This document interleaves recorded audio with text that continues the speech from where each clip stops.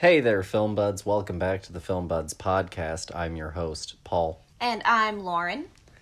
And it's our second week of back to school month. I'm sure a lot of people actually have sort of finished their second week of school, depending on where you are. I'm not sure about globally. We do have a global audience. I don't know when people internationally go back to school. What if they don't stop school? What if we're the weirdos that have a whole summer vacation for us to lose all of our school learnings, and then we get to just kind of stay in this stunted state of stupid until graduation? But, maybe they also have that too. Maybe we're all doing the same thing, so who knows? But it is currently back to school month. I hear about it at work with all my coworkers that have kids that are school aged. They're talking to each other about, when are your kids going back to school? Yeah, when do you get your parent vacation? Woo! And so it's definitely in the air. And for Film Buds this month, we decided to go and do a back-to-school theme where each episode is sort of centered on different types of people that you see at schools. So last week we did teachers, we did School of Rock, and we did Dead Poet Society. For this week's episode, we are going to do jocks and cheerleaders. Woo! Because I think that those are definitely for people, I think that, especially here in America, if you say high school, one of the first things that springs to people's mind is high school sports. And so I think that it seemed appropriate to address definitely one of the sort of elephants in the room of school archetypes. And I guess with that sort of said, what is your experience with school sports? Pretty much nothing other than explaining football to somebody, a friend of mine in high school whose idea it was to go to said football game at another school because our high school did not have sports whatsoever. And I don't watch sports, so that was a fun time of me trying to explain my very little understanding of football to somebody who apparently had even less understanding of football than I did. Well, and what age were you at this point? I don't know, 14, 15 years old, Okay, so this is like... I've got a perfect mental image of, the you at this point. Trying to desperately explain football as you understood it at that age. And it's a perfect picture for me. But also, me not really wanting to be there either. Yeah. Because, I went to an art school. We went to an art school. Yeah. My interaction with children in sports stopped when I was probably 8 years old when my mother finally stopped putting me into sports. It wasn't for me. I understand why other people do it. Mm-hmm.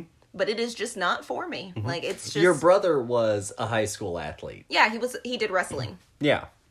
So that's probably the biggest sport. And then he did kung fu afterwards, which is I guess technically also another sport. But he didn't play football. Yeah. I mean, in high school my brother was I guess technically small. And so he probably actually looks more body shape wise kind of oh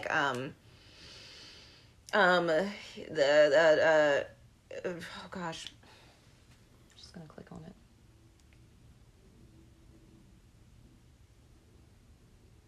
Lee Thompson Young. Yeah, okay. So his football career probably was never gonna happen in high school. Yeah, He was a small dude.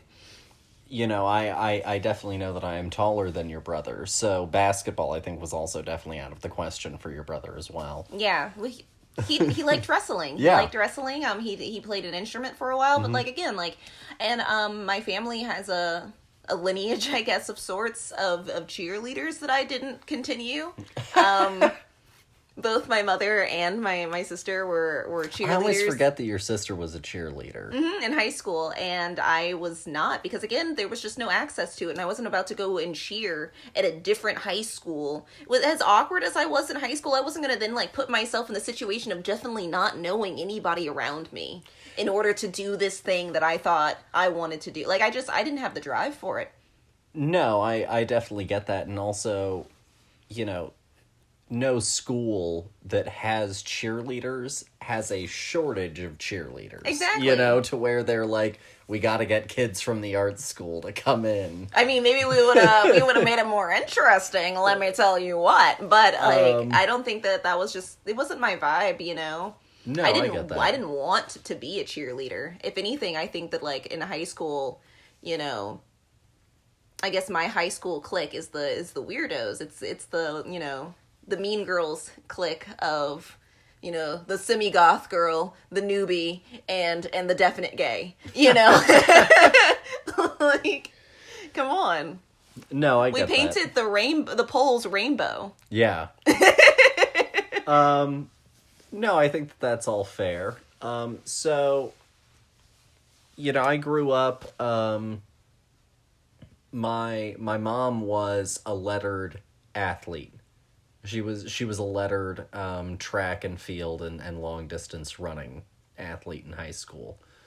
And my sister similarly was Madeline, of course, friend of the show, Madeline Davis,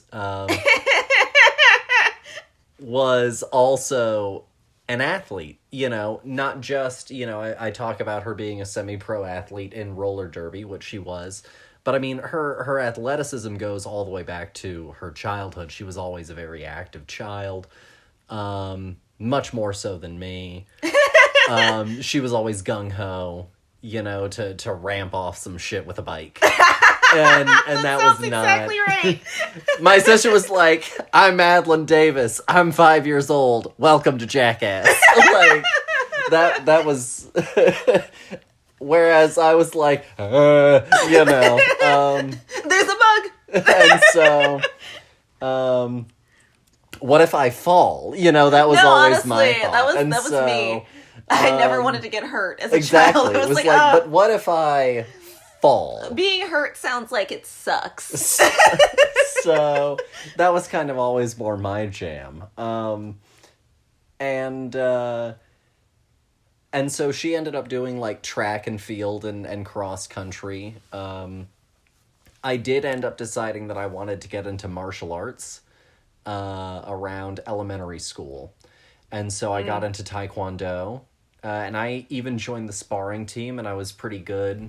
And then practicing for like a test one day, to transition to another belt level, I fractured my foot, and I still went. I didn't know that I fractured my foot. I just thought I hurt it, and I still went and did the test, and I didn't pass.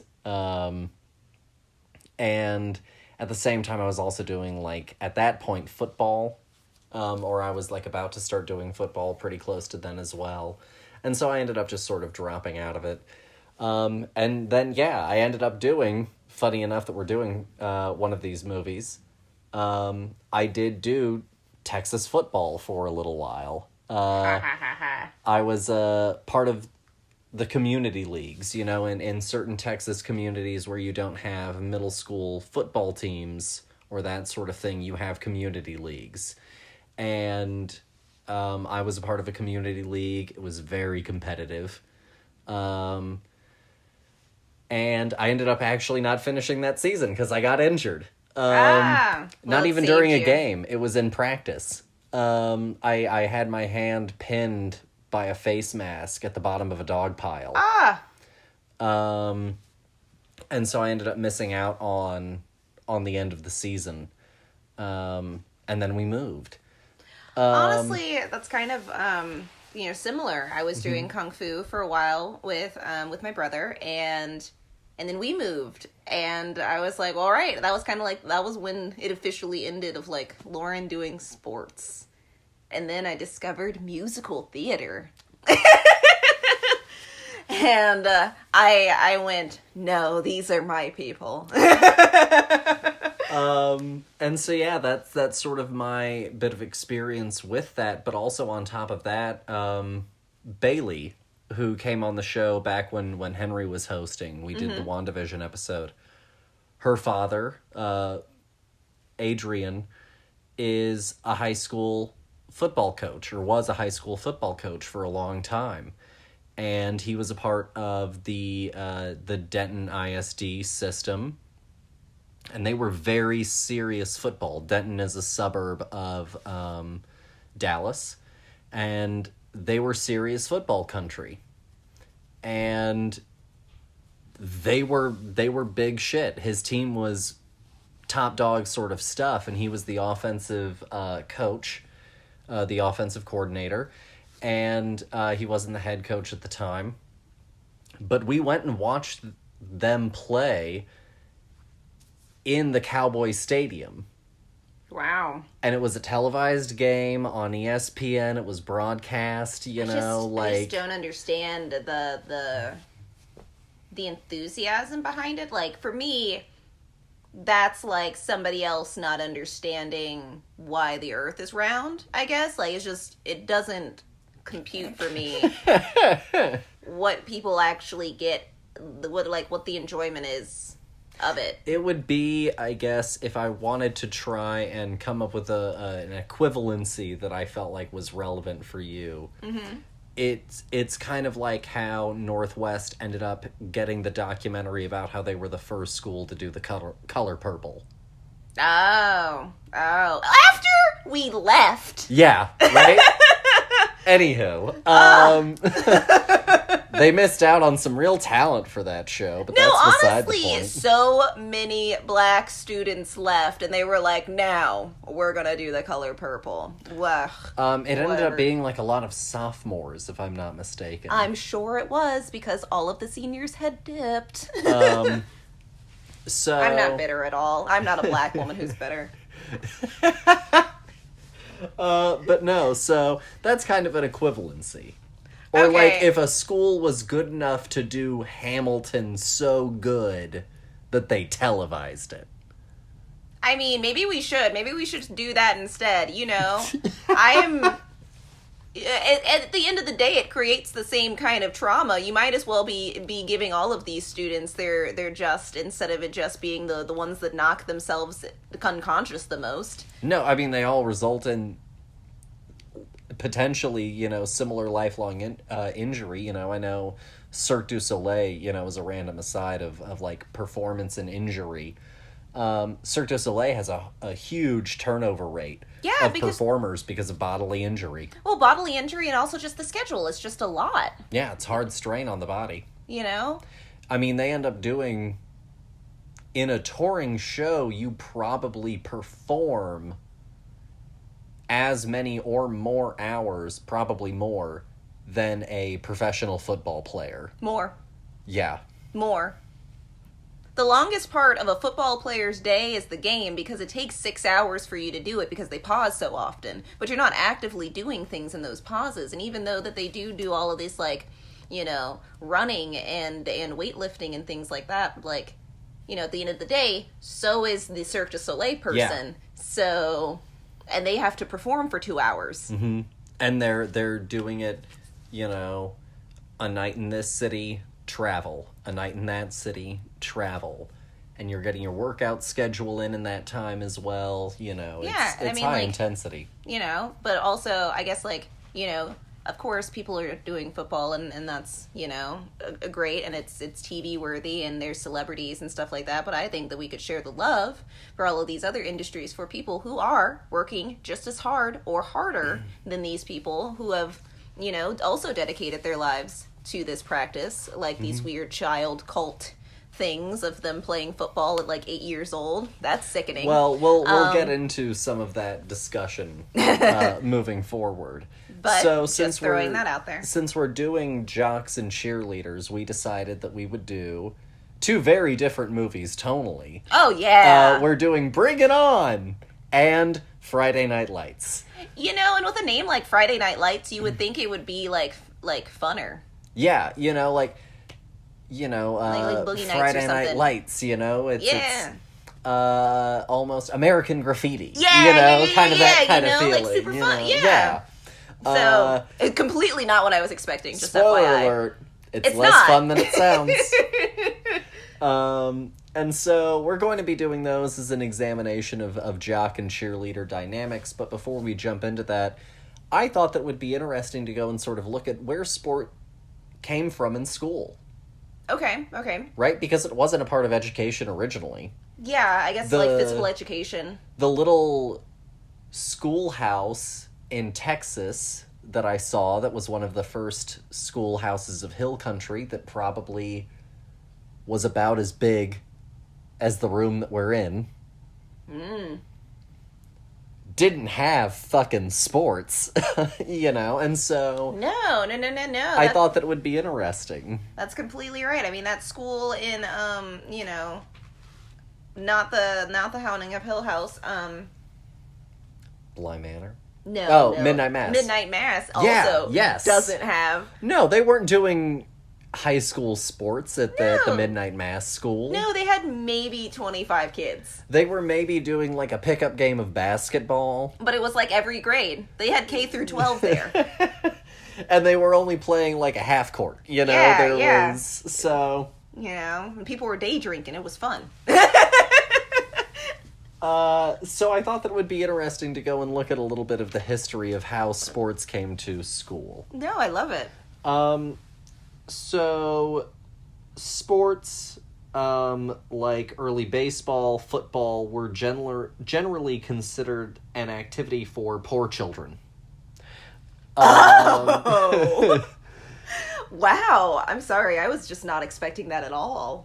And particularly in urban areas, a bunch of immigrant kids playing stickball in streets in New York, that kind of thing. Okay.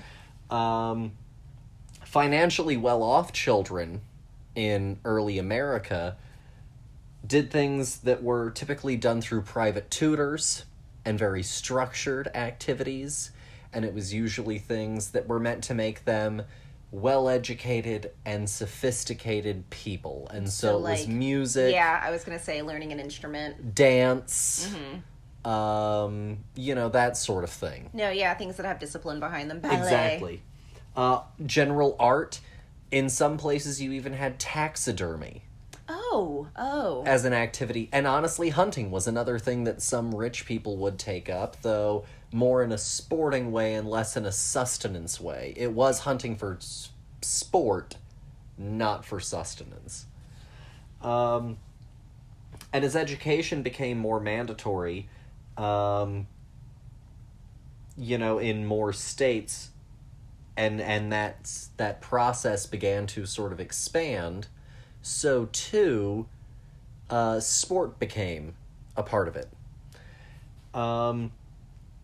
The earliest form of student sport actually, however, weren't typically organized by schools, but were student clubs. Okay. And so some students got together to do like a football club, where they would all just get together at the field by the school and play football. So like Sandlot. Yeah. So for a little bit of reference, Massachusetts is the first place to legally guarantee childhood education, and they do that in 1852. Oh, okay. So the last state to formalize legislation around guaranteeing childhood education is Mississippi. Oh, that doesn't surprise me at all. So Massachusetts did it first, 1852. Would you like to guess when Mississippi did it? 1945. 1917.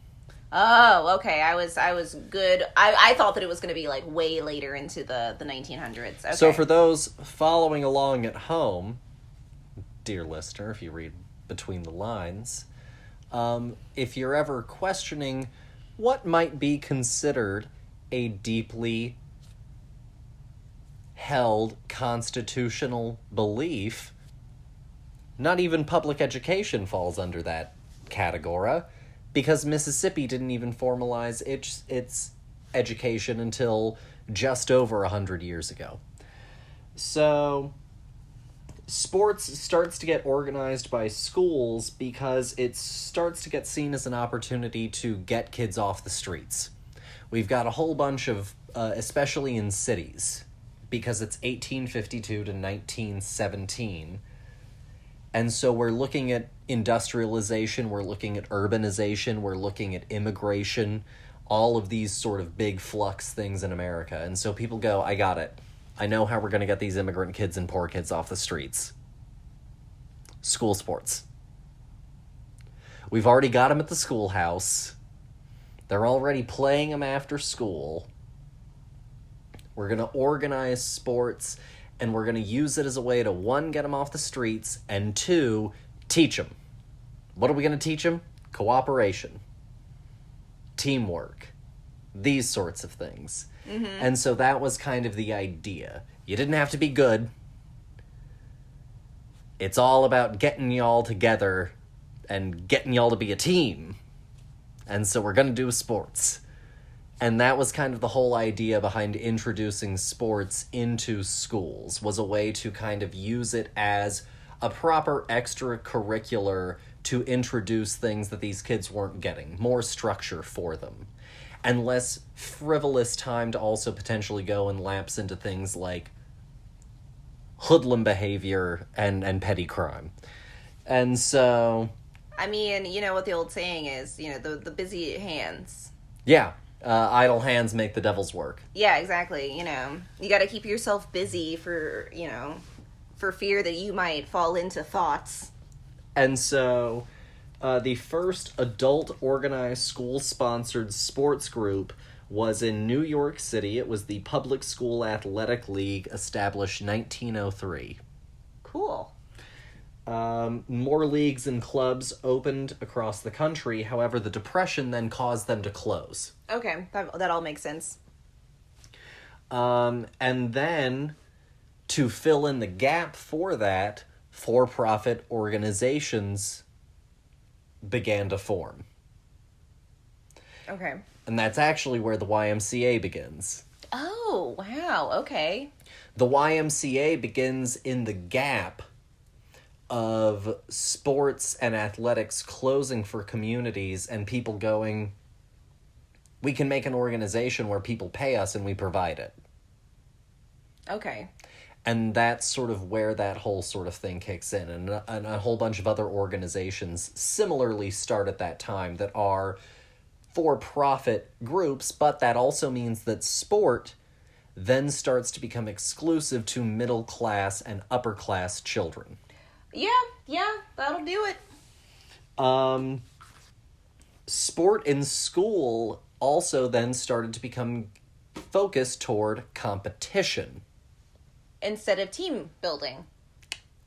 And so eventually there was an outcry amongst educators as far back as 100 years ago that by focusing sport on competition, we were excluding access of sport to students that need it but weren't considered quality enough in order to compete. Okay. Is that where we get like PE from? I don't know exactly about the history of PE, but I do know that that is essentially where some of the outcry came that, you know, if you go and do this, you're excluding kids that need this. Copy. And so sport has always, in school, been a controversial thing. And sport as competitive has been even worse. And I think when we get into our second movie, I think that's going to come, and actually even in our first movie, I think that's actually really a relevant thing, is what does competition drive the student athlete to do? And what does it do to the soul? What's the burden of being in that place? And so I think that that'll be an interesting sort of talking point as we move forward. And we, of course, begin chronologically always here on the Film Buds, so we begin back in the year 2000 with Bring It On. Woo! Bring It On was released August 25th, 2000. It's an hour, 38 minutes. It's rated PG-13. It's directed by Peyton Reed. It is written by Jessica Bettinger. And I'll go ahead and actually do a shout out to choreographer Ann Fletcher and cheerleading coordinator Brett DeVarn. Yeah. Our cast includes Kirsten Dunst as Torrance Shipman, Eliza Dushku as Missy Pantone, Jesse Bradford as Cliff Pantone, Gabrielle Union as Isis, and Nicole Bitterback as Whitney. And the plot is a champion high school cheerleading squad discovers its previous captain stole all their best routines from an inner city school and must scramble to compete at this year's championships. Dun dun dun. And I guess with all that said, I'll go ahead and turn it over to you, dear. What did you think of Bring It On? I certainly know this was not your first time. What? What are you talking about? Oh God, no. I've watched this movie so many times. I love this movie. This movie is a perfect film for me. It's super funny. It's got a lot of like great character work. It's got some super fun shots that you just don't see in anything anymore. Like, it's campy, but it's honest. It's just got a lot of these, like, good, warm, fuzzy feelings in there, but also mixed in with, like, some really, really kick-ass cheerleading. Like, honestly, some of these kids are so talented. I know they're probably, like, adults, honestly. But, like, it's still, the level of talent in these movies are, and I think that's also probably why, like, people really latched onto this idea of them as, like, a very staple sports movie-esque genre, you know, the cheerleading sport, and making just so many of them because it's just an easy concept to be like high schoolers, cheerleading competition, kick-ass cheerleading routines. Like, it's a slam dunk every time, you know, well, not every time, but the cheerleading is always great. No, this movie is just so good. I think that Kirsten Dunst does a phenomenal job. It's right in her pocket, right in that period of time when she's like also just right before being Mary Jane. Yeah, this is literally just before. And, you know, it's a really common trope kind of character of this time period in movies where it's like the pretty blonde who's kind of stupid, but people allow them to be stupid because they're pretty and they're wealthy. You know, these kids are the wealthier kids here, obviously. They wouldn't have stapled inner city on there if they weren't talking about the hood children. Mm-hmm. But I think that this also is like a great, you know, other side of the tracks kind of movie. I think that it does a lot of really great stuff in this, and I just really have a lot of fun watching it. I think that Eliza Dushku is super funny. I love her transition throughout this film of like starting out being like the whatever, I'm just here because I needed an extracurricular, basically, kid, to like finding friendship in this and like fighting for what's right, because also she's our voice of reason character this entire time. You know, she's like, no, this is wrong that you guys have stolen these routines, even if they didn't know. And like, we gotta fix this. We gotta go out strong. We can't just keep doing this. You know, and she's kind of like, I guess, the good angel on Kirsten Dunst's shoulder, like the entire time, because there's also like the bad angels of the other cheer people, and it's just a fun like high school movie as well. You know, it's totally right there. These kids don't care about anything other than cheerleading. You know, like I loved the fact that both of these movies had almost the exact same line in it, which was like, I can't do anything else other than this. Like, this is what I do. I do X. In this movie, it's I cheer. Mm-hmm. That's who I am. That's my entire existence. Like, I don't need any other skills other than being able to do this. Mm-hmm. And I think that's just like it's really fascinating, honestly. It's also a lot of pressure. Yeah. You know, it's such a young age for all these people to be going through this, like, I need to make it now mindset, or else that's it. I'm done after this point. My life stops at 18 years old. That's pretty bleak considering some people die at 100. Yeah. You know, what are you supposed to do with the rest of those 80 years? You're just supposed to sit there and be like, gosh, remember my high school days. Because it was supposed to be huge. It was supposed to be this. But I went on an entirely long rabbit hole of thoughts about this movie. What are your takeaways? No, so I grew up watching this movie. I don't really remember how we came to watch Bring It On. But we ended up coming upon it somehow. Probably, I would imagine, my sister had something to do with it. What? And so this was a movie that I grew up watching routinely. Like, I know this movie very, very well.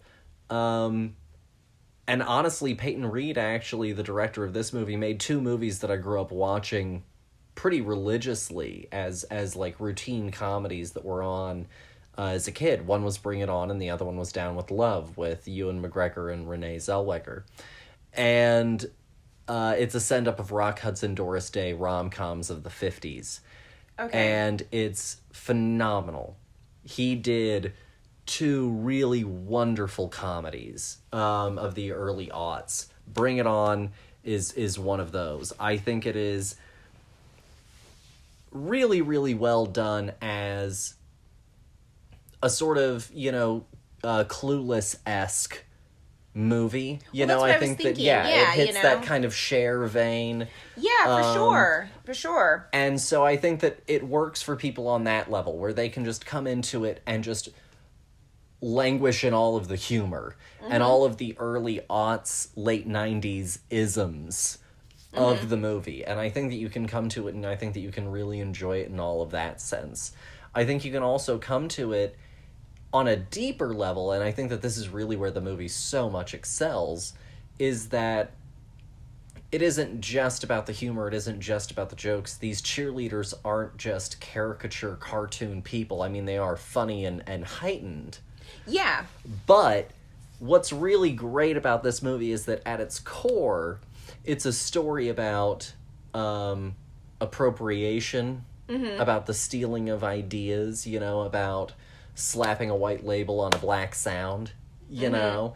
And I think that it manages to do it in this ultra palatable way by using something so frivolous to most people as cheerleading. Yeah, no, for sure. It disarms the entire subject. That you're not expecting it. No, and it just makes it so organic. And I think that the power of the Kirsten Dunst Torrance Shipman character is she was comfortably living in her bubble, but then she sees injustice and she actively wants to correct it, not even just in the sense of it being motivated by, oh, this has been motivated by race. For her, it's motivated by, I've been led to believe that I am the best because that's what everyone told me. And now I'm presented with this actuality that I was only the best because it was built on someone else's foundation. And now I have to prove to myself. And I now need to dig deep. And figure out whether or not, I can do this. Yes. Yeah. And I think that that's what also helps make it such this wonderfully grounded story, is that on every single level, for me, I think the comedy, I think the humor, I think that the character work, and I think that the overall plot structure all are just falling into line really, really succinctly. Yeah, in a very effective way. I think that this movie is just really, like, slam dunk the funk on, like, so many levels. I just, like, it's truly amazing how they managed to wrap this thing up, because also it could have still been, like a pretty bad cheer movie. Yeah. Like, it could have been, like, all of these really interesting things, and then it would And then like, all the cheerleading sucks. Yeah, or we just don't get to see any of the actual cheerleading. You know, it's like a sports movie where all you get to see is locker room stuff. You know, like, it could have been that. But then, like, they really just, they took the time and the effort and really just made this thing something to be remembered, you know. I think that its legacy also, you know, this movie is 22 years old at this point when we're recording this. That's insane. Yeah. That's insane that, like, I grew up watching this movie. You definitely grew up watching this movie. You know this movie as well as I know Mean Girls. Yeah. And that's a fact. But it's also the same type of, like, film. Yeah. You know? We gravitated... They struck the same sort of vein. Exactly. It's this, whereas, like, to your point, this movie is definitely more of a... It is because of this story of this kind of, like, the others. You know, we've got this wealthy white school where all of the money is going because this is where all the money is. And then we've got these inner city students who are all of color. And it's their fight for this thing that they love, this frivolous thing, this thing that people don't care about, this... But they do this because they're not only doing it for themselves, but they're also doing it for their community. You know? And I think that that's such a powerful message, whereas, like, of course, you know, the wealthy students are taking it seriously, but it's also kind of like, you know, they've been patted on the back their entire life, been told that they are the best their entire life. So also, you know, they're not above, you know, falling back into the very things that got them there in the first place. You know, there's a whole scene where one cheerleader's like, I think that it would just be easier to keep cheating. Yeah. You know? And a lot of people agree with that. Yeah. Because it's easier to lapse into the bubble. Mm-hmm. Why should I have to fight for something that I've never had to fight for before? That sounds hard. I'm not going to do it. Yeah. Whereas, you know, you've got Torrance, but then also Missy. Mm-hmm. And both Missy and her brother, even though they come from money, I feel like the implication is that they're almost like nouveau riche. Mm-hmm. You know, I feel is kind of the underlying thing about them. Yeah, that's why they don't fit in. It's because they're new money. Exactly. And they have these interests that are more associated, and this vibe that's more associated with, you know, poverty. Yeah, exactly. He listens to punk music. She dresses in this rocker grunge aesthetic, Yeah. you know. She must be a lesbian because she looks like X. Yeah. And so, you know, you get both of them, I think, as, and especially the Eliza Dushku character, Missy, she also acts as, like you said, this sort of backup angel, and I think that's also because she's the character that has awareness. Because she is the outsider, she brings that outsider perspective right back into the mix. Every time everyone wants to keep it distant, Missy, because of her absolute awareness of the outside world, can bring it right back into the conversation. Yeah. And I think that also helps really keep some of the cheerleader debate very focused, by also giving Torrance a natural backup. Mm-hmm. You know, and that's her growth character. That's kind of her, you know, if we're looking at this as a hero's journey, right? Mm-hmm, mm-hmm. Then on a certain level... That's Gandalf? her Obi-Wan. Oh, yeah, That's okay. her Gandalf, yeah. You know, that's the one that really knows what's going on and is here to help guide our lead on their journey. Mm-hmm. And so I really, and I think that what also works for this movie, is they don't make the other school, the Gabrielle Union School, I'm blanking on the name of the school. I don't know what the name of the school is, but I do know that they are the Clovers. They make the Clovers relatable still. Mm-hmm. They don't isolate the Clovers. They don't make the Clovers the other in an enemy sense. No, yeah, because they have just as much right to be there, you know, and bad things are happening to them. And if you framed them in a way that they are the bad guys and that bad things are happening to them, then we can't also sympathize with their plight and understand where they're coming from when they say that, no, this is wrong. And I think that it's really powerful also that the movie uses very little screen time, but I think that this is also about economic and effective use, you know, of your acreage, if you will. We don't get as much screen time with the Clovers, but every moment that we have with them is very impactful and very much sells us on who these characters are and informs us on who these people are and what their struggle is in a very, very organic way. And I think that it, again, just helps...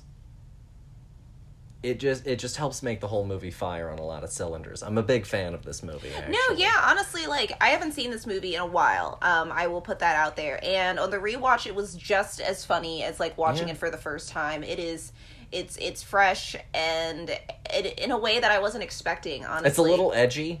Yeah, you know, I didn't realize how many things this movie was touching on when I watched this movie at, like, 10 years old. Yeah. You know, like, I had no idea. Mm-hmm.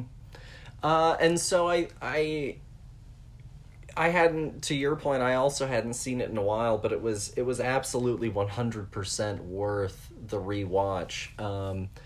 And I was really, really satisfied with the journey overall. No, yeah, for sure. Honestly, like, and of movies of this age, like, this movie has aged pretty well. There was only one time where I was like, this scene could go.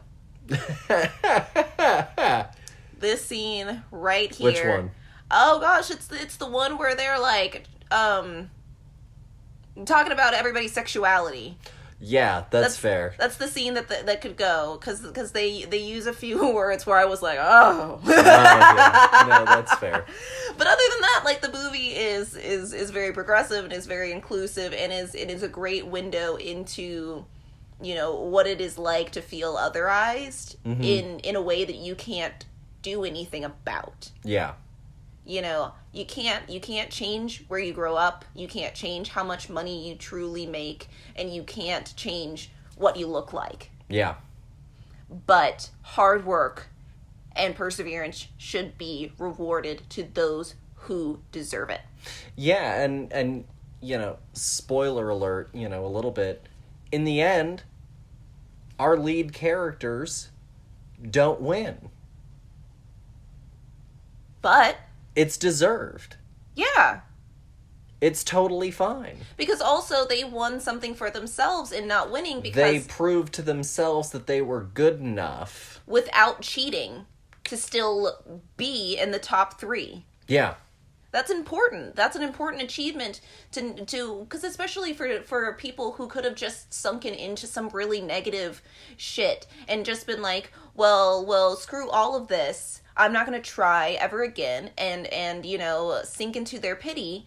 They were like, no, we're going to work hard and we're going to prove this not only to ourselves but to everybody else. Yeah. That we are actually capable of doing this and we don't need somebody else's routines in order to succeed, you know?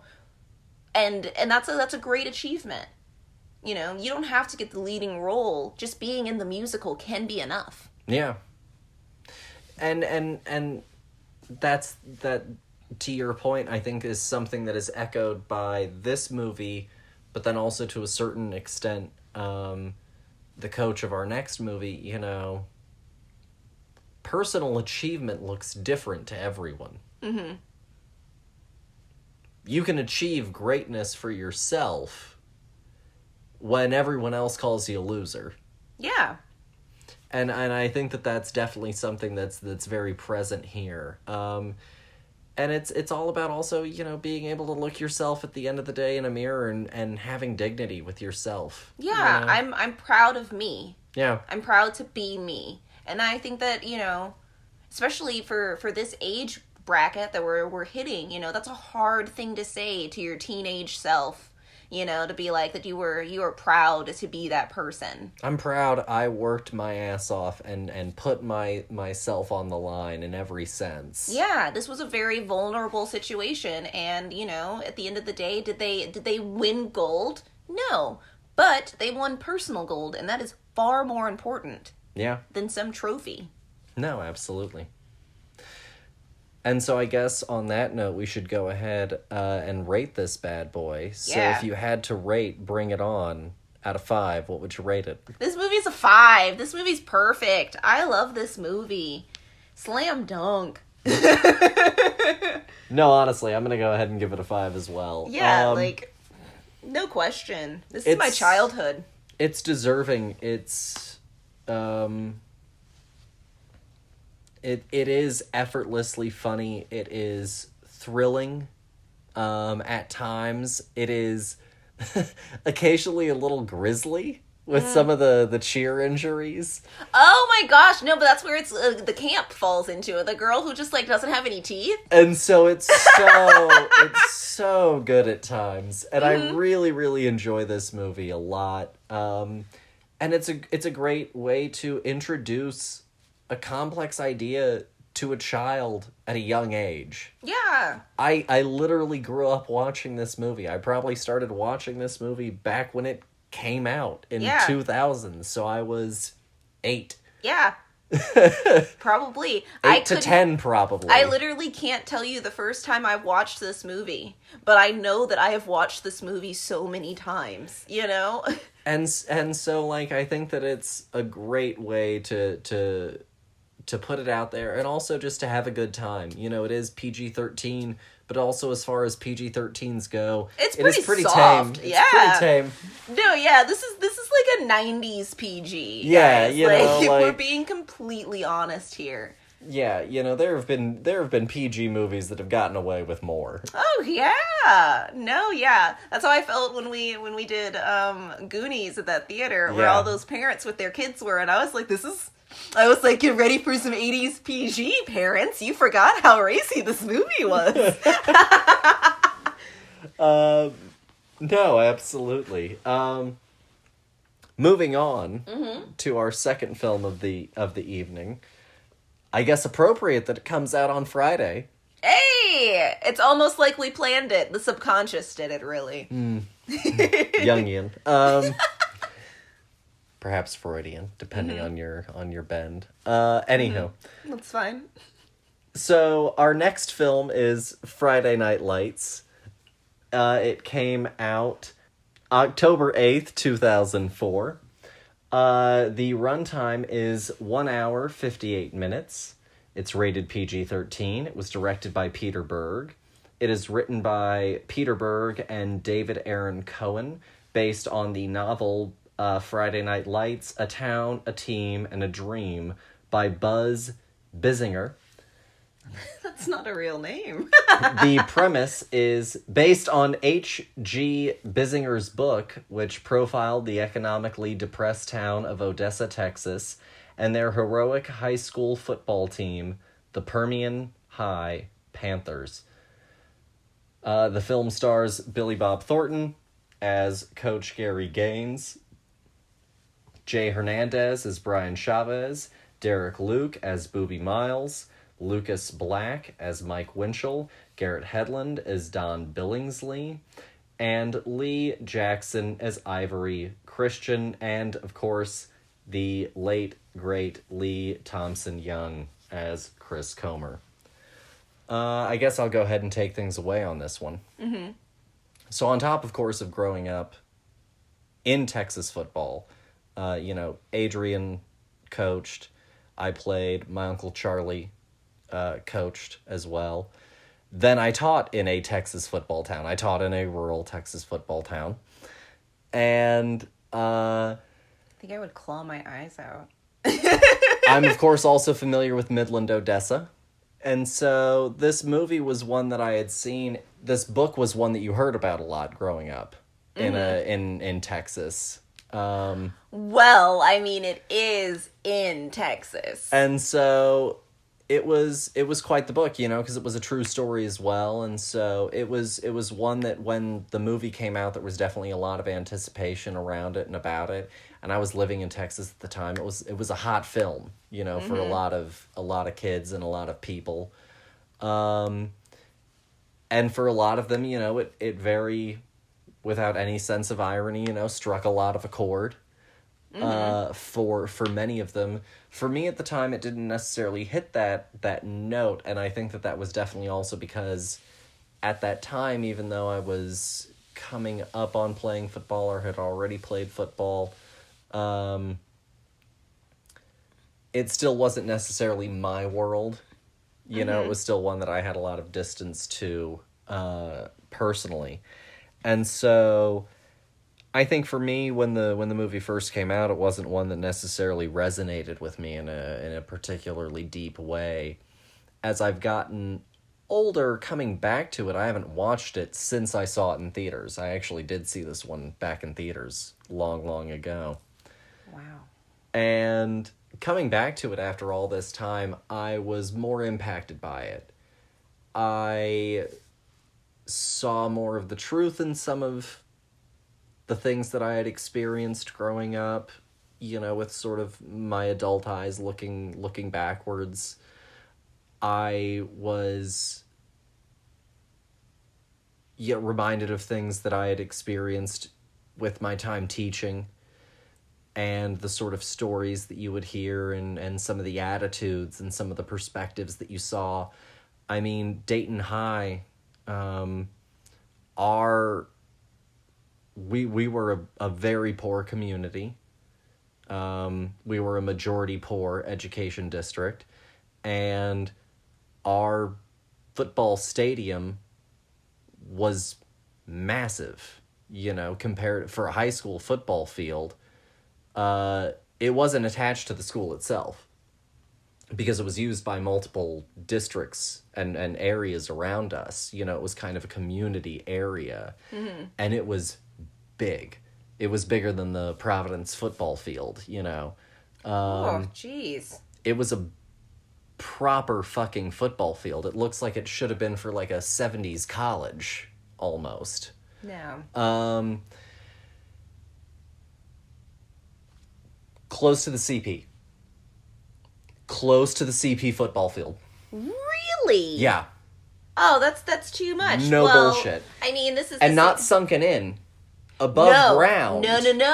That's what I thought you meant. Yeah, and so built up concrete, Oh, God. And sure as shit, Friday night in the fall, the sun goes down, you could see those sodium fucking lamps, you could see those lights on. And staff was not expected to, but was asked to volunteer. You always definitely had people volunteer. I never did volunteer. Why waste a Friday night? Well, especially when I had someone long distance at the time. And so... It was the dog. Uh-huh. That's right. And so, it coming to it, I definitely had a very different impact for me. Mm-hmm. And I think this movie definitely struck a very different chord. I think that Peter Berg, in this movie more than in some of his later films, is doing a little bit more of a Michael Bay impression as a director.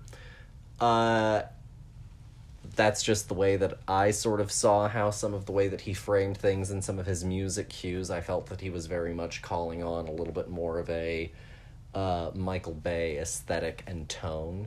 Oh, interesting. But everybody wasn't bathed in slightly yellow tinted light the entire time. No, that's fair.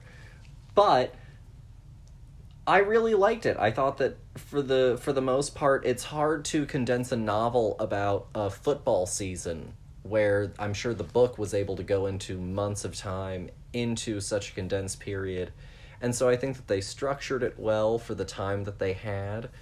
And overall, I was actually really impressed with especially how frankly they presented some of the very negative reality of this life that is, I will promise you, very much real. Yeah, and it's horrifying. Sorry, I mean, at this point in the show, I think that anyone listening is very aware of how I feel about football. But here we go. No, I think that I thought that this movie was fascinating. I'm not like a sports movie kind of person. Like, again, I don't really watch sports, so why on earth would I watch dramatic versions of sports? You know, it's not my bag. But I think that every genre has something good within it that highlights very well what this thing is supposed to be, and I think that this is it. You know, I think that Friday Night Lights is doing a really interesting job of showing me a football movie that truly does, to your point, like, feel as honest as it is. And it makes my stomach crawl. It makes my skin itch. How frustrating I find the world of football, and it's because they're children. And I think that it's just really, really disturbing, all of the praise that people get for playing football. And then, you know, just like these kids, they can have lifelong injuries and nobody will give a fuck after those lights turn off. And I think that that's horrible. I think that that's completely just wrong, and it's very manipulative of young, impressionable people. And I think that this movie does a perfect job of giving me that. You know, it's true. You know, these coaches, as much as they are, you know, good people, they're also sons of bitches. You know, like, the way that they treat these kids is truly remarkably bad. There's just no way around that for me. And the fact that people pay money to allow their children to be screamed at like they're worthless all day long, so that they throw ball good and they run real fast, is but I digress. I think that people are doing a phenomenal job in this movie. I think that Billy Bob is doing the most Billy Bob performance he possibly could in this, but he is in Texas and it is exactly where he needed to be. My star in this movie is not our lead focus character, Lucas Black, who is like, well, our three focus teens are Lucas Black as Mike, Derek Luke as Booby, and Garrett Hedlund as Don. Those are our three focus teens. Yes. I think it's really funny that they have, like, Jay Hernandez higher than any of them. And, like, no offense to Chavez, but, like, what did you do in this entire movie other than be Chavez? It's because of his career more lately, I think. Oh, okay, well then good for you. Good for you for coming up even above the rest of this cast. Good for you. Oh, fancy. But yeah, I think that, well, of our three, you know, I think that my standout is definitely Derek Luke. I think that he does a phenomenal job. I think that the he's heartbreaking. Oh god, that entire storyline absolutely guts me. He's upsetting. And he does such a good job that you just hurt with him, and you see this kid, like, get just injured and put on a happy face and show the world this happy person that they've known for so long, and then break when it's just him and his uncle. And that scene is hard, and it is so good to watch. And there's something about this movie that is exactly Bring It On, but it is the dark, terrible version, on a shitty version of reality of it. Because at the end of the day, these movies do the exact same arc, you know. But one is dramatized fiction, it's big, it's body, and it's in your face, and it's having a good time. Whereas this is very harsh reality, and it's truly fascinating to get, like, the little bits of that from Bring It On, but then this one to really slam home what this whole thing means to not only these students but also the community around them. You know, I loved the mirroring of every male in this town having a huge, obnoxious, stupid ring on his finger that was the proudest thing that he had ever done in his life. And he was going to show that thing off everywhere. And everyone in this town knew, because everyone in the town had one, because they were all champions. And I think that it is fascinating to watch also, this idea of like this being the greatest thing ever, and then also this town filled of, the drunk dad and the police chief and some teachers and crap, just everybody having these rings but then doing like nothing else with their life. And also that is truly the reality of this, because for a lot of people, you go from being a superstar to, before you even can drive, to then being thrown into the real world and going, all right, that was fun, right? Remember all that learning that you didn't do in school? Now you're going to be a trucker for the rest of your life. Have fun. Well, I mean, in my school, in my district, my principal had originally been, he had grown up in the community, he had gone to school in the area, he had played football back then, he went off to school, became an educator, came back, taught in the area, became an assistant coach. When he was an assistant coach, he was the coach of one of the people who ended up becoming one of the people who was an assistant principal at the time that I was at the school. And he was now, of course, the principal. But he had gone all the way from assistant coach to head coach, and then he was, of course, now the principal. His son had been in the football team. Mm-hmm. And his son was, of course, now going off to college, and his other son was in football as well. And so, like, this is as real as it gets. And again, like I said earlier, I just don't get it. I'm totally here for, you were with your history lesson about why we do sports. Like, I totally understand the reason behind it. But it's gotten twisted. It's because now essentially dirty. It's gross. If I'm allowed to soapbox just for Oh yeah, I mean, have you heard me?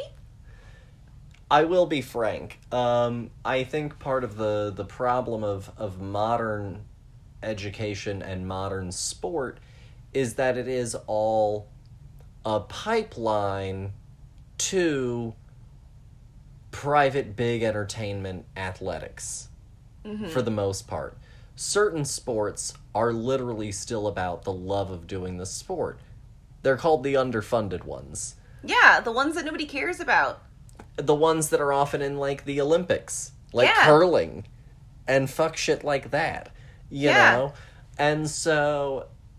But when you get into things like football, like soccer, like cheerleading, you are looking at big business that is now... It used to just reach far into college. There was the NFL, there was the pro sector, and they eventually started to reach into college to start figuring out to recruit from. Now, essentially, the mechanism indirectly reaches all the way as far back as high school, and really on a certain level, people are even being sort of funneled already as far back as middle school.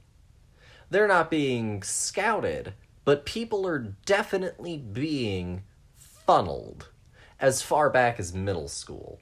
And so then you get into the high school system where it is essentially kids then at this certain level, this promise of a potential step up out. And like I said, I did teach in a majority poor district, and I had several student athletes, and they had big aspirations. A lot of them did. And we even did have one kid several years ago, decades at this point, if I'm not mistaken, or at least, who did end up going pro. Mm-hmm. One. But that's enough, right? This kind of mythologized legend. It's almost sort of the same odds as Hollywood. You Yeah. know, it's the same sort of odds, but people teach it and promote it like it has better odds than becoming a movie star or a pop star. But they have about the same odds. Yeah. And I think that that's some of the problem for me, especially as an educator, because at a certain point, you know, I heard, especially one of my mentor teachers, regularly say the problem with student athletes is that everyone forgets that the first word is student. Yeah.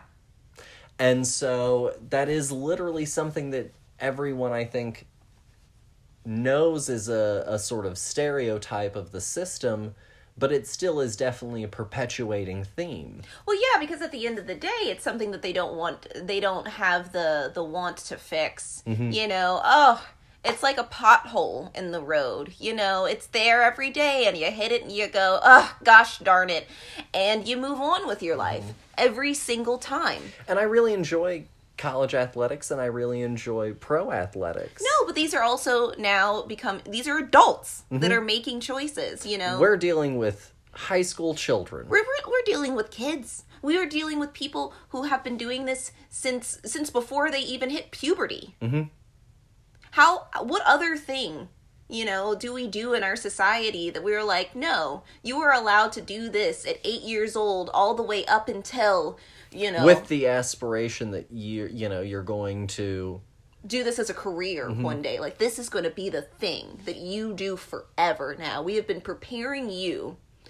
And like other countries, you know, throughout history have done similar things with similar stuff. But at the end of the day, those things had a goal that was like, all right, you know, we're going to pick you up out of this high school and we're going to hand you a gun and we're going to teach you how to do this. And maybe one day you can go off. But also, if you don't, that's fine with us too, because we've got a whole pipeline of other people right behind you going, this is an easy way out of doing taxes for the rest of my life. Yeah. You know? Or, you know, being, I don't know, a real estate agent or something. You know, this is the thing that's going to make my life matter. And that's a problem because of the fact that when they get dumped on that final day, there's nobody there to help them transition. Yeah. And you see that all the time. You know, it is a regular horror story of athletes who went pro, but they weren't Tom Brady. They weren't even Tom Brady's backup.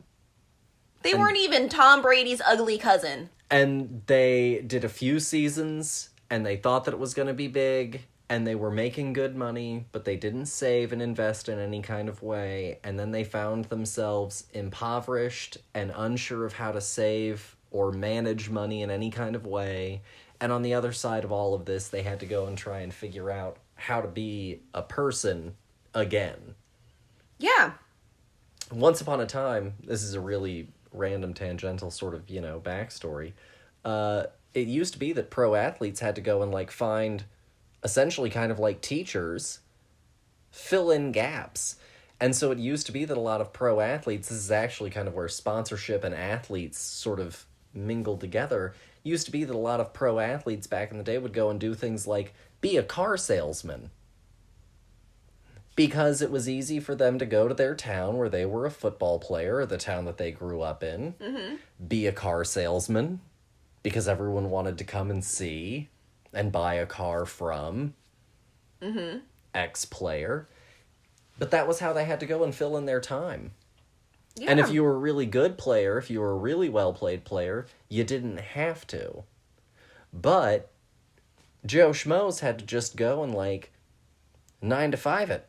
Well, yeah, because also they weren't making a livable wage off of just doing their sport alone, whereas now... kept them through the season. Yeah. But that was it. Whereas now, we are paying these people exuberant amounts of money, and that's also why it reaches so far back now. It's just this... and that's also the sort of same with the military. That's why you have, like, JROTC. It's taking children and telling them and patting them and making them feel safe and secure and going, I am an adult. I can tell you where you're supposed to go because you have to trust me because I'm an adult. And they do it. Yeah. But no, I think that overall this movie is fascinating. I think it's heartbreaking. It truly is. I think that all the performances are really well done. I think that by focusing also on particular football games pointedly also helps keep the narrative very focused and very together. No, yeah, and I mean, like, some of the other, like, the Lucas Black storyline, Mike's storyline, I thought was fine. Like, Mm-hmm. I think that his storyline was completely valid. You know, he's this kid who understands the game and wants to be in this game, but also, like, doesn't at the same time, and he doesn't know really what he wants to do. He's very functionally good at it, but that doesn't necessarily know that he's not like a great improviser. Yeah, he's having a hard time in the moment, and there's a lot of pressure, you know, and when pressure comes, people react in different ways, and his body freezes. Mm-hmm. And that's like his whole crutch this entire time, and like he wants to do this in order to help out his mom who is sick, you know, but also if he leaves, who's going to take care of her? And this is like this hard, you know, back and forth with all of these students, mm-hmm. you know, having to deal with a lot of heavy stuff in their lives. And I thought that one scene was great when they were talking about, you know, when they're doing the whole shooting of the rocks, the pull and shoot one out of the air. And he was like, you know, you're 17. He's like, well, I sure don't feel 17. Do you feel 17? You know? No, this is heavy stuff for them. You know, this is what people take their lives over. Yeah. Is pressure like this. And I think that, I mean, I've already talked about Booby Miles, but I think that his storyline is absolutely heartbreaking because also, you know, he's our only like main who's a person of color as well in this hard life that like he has worked so hard to give his uncle something that he would never be able to have, and that, you know, that dream gets taken away, and like, what do you do with that? Mm-hmm. You know? And then like Dawn, who has the world's worst dad ever. Yeah.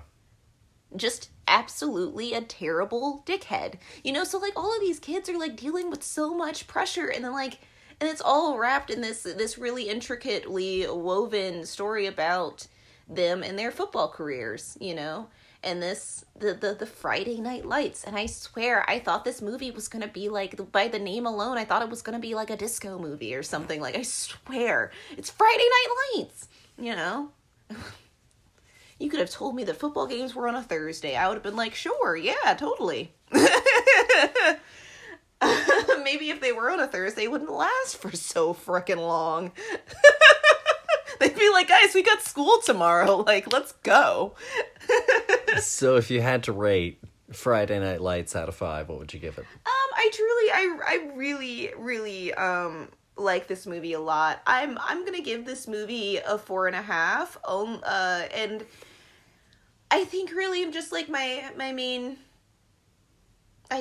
gripe is that it is a football movie, I guess. I don't know.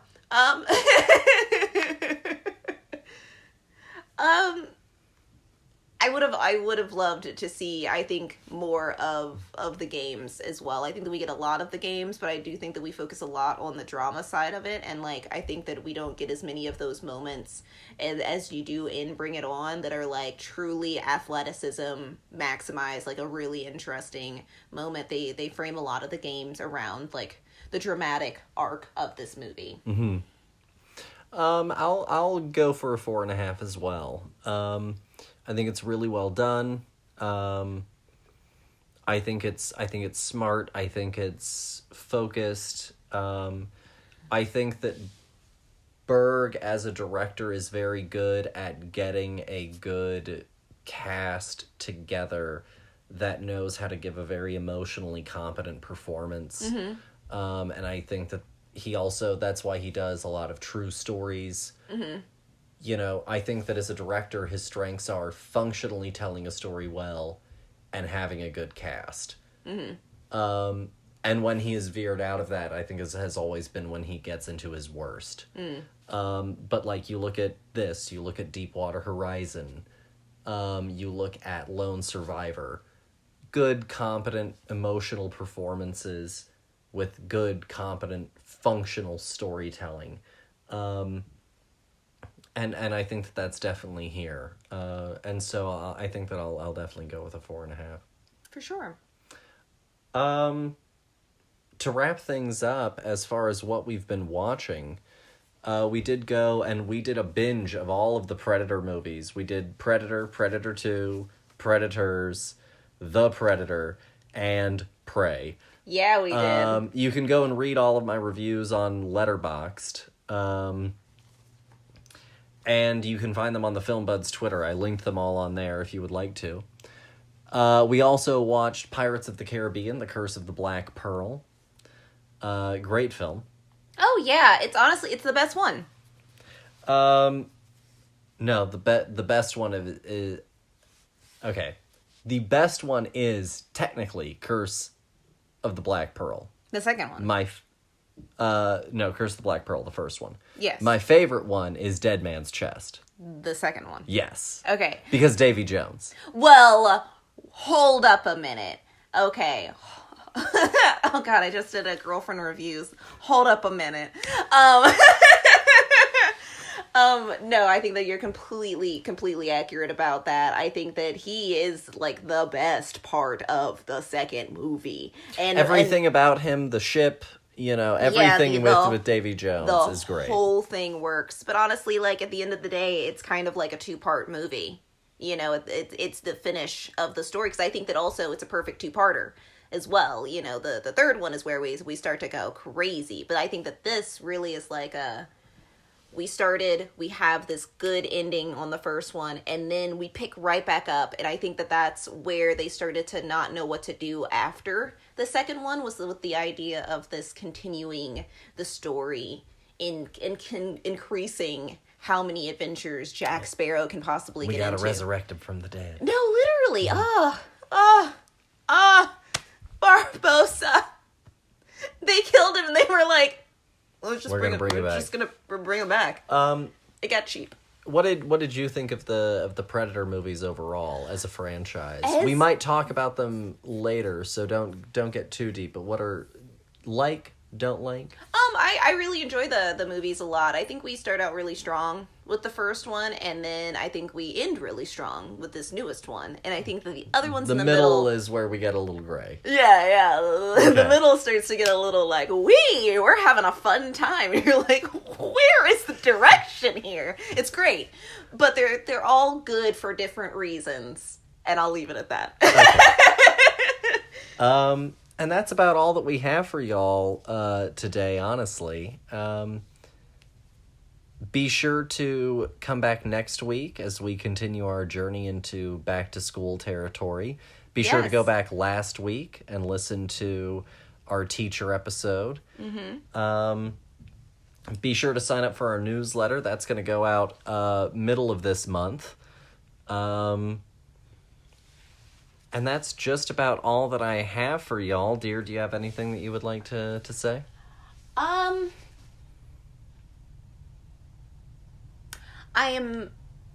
I totally understand why people do sports. I totally get it. And I think that sports are great. And if you like watching sports, like, more power to you. But also, there are other things out there too. There are other colors of the rainbow. Go and explore some other things as well. You may find a new sport that you've never heard of that you really dig. Maybe handball. Well, and I will say this in conjunction with that.